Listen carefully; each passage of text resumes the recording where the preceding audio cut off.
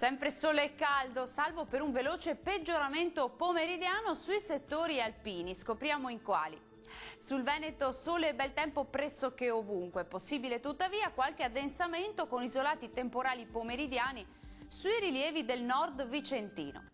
Diamo uno sguardo alle temperature: caldo estivo con temperature massime tra i 26 e i 33 gradi, valori minimi tra 15 e 18 gradi circa.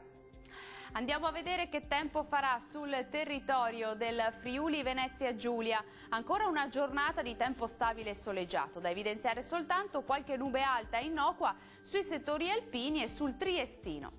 Temperature massime sui 26-29 gradi, minime tra 16 e 17 gradi circa.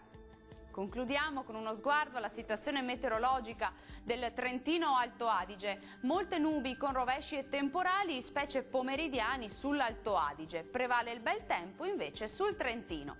Clima sempre molto caldo con temperature massime comprese tra i 30 e i 31 gradi, minime sui 17-18 gradi circa. Il mare sarà generalmente poco mosso, i venti moderati da sud-est. Dal meteo di Antena 3 è tutto, grazie per l'attenzione e arrivederci.